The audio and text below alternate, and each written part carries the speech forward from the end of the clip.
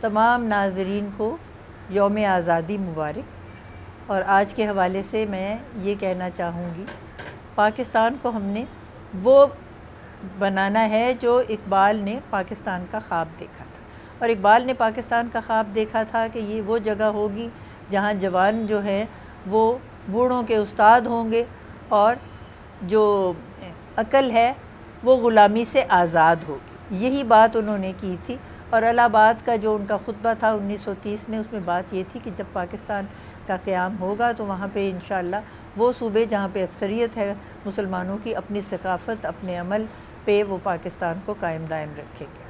تو انشاءاللہ یہی ہم نے امید کرنی ہے۔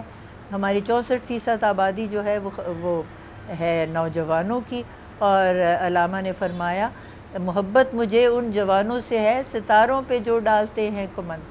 آپ شام کو نکلتے آپ دیکھتے کتنے ستارے ہیں آسمان میں، اگر ہر بچہ ہر نوجوان ایک ستارے پہ کمند ڈال دے تو اس ہمارے ملک کی کیفیت ہی بدل جائے۔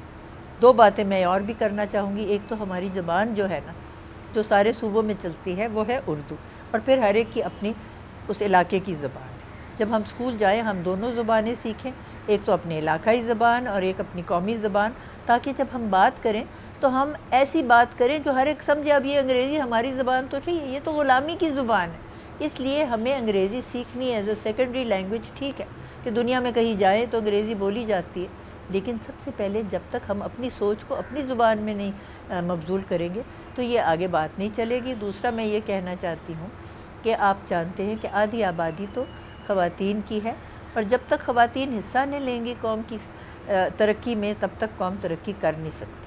تو یہ آپ نے ضرور یاد رکھنا ہے، اور اس کے بارے میں علامہ اقبال کا شعر ہے، افراد کے ہاتھوں میں ہے اقوام کی تقدیر، ہر فرد ہے ملت کے مقدر کا ستارہ۔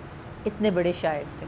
اگر مرد کہتے نا تو یہ بات ہوتی مرد ملت مقدر۔ دیکھیے کیسے ردیف قافیہ ملتا ہے، لیکن انہوں نے عمدن لفظ فرد استعمال کیا۔ اس میں میری تمام بیٹیاں، پوتیاں، بہنیں شامل ہیں۔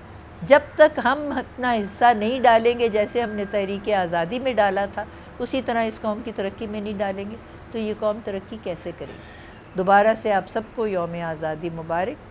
پاکستان زندہ باد۔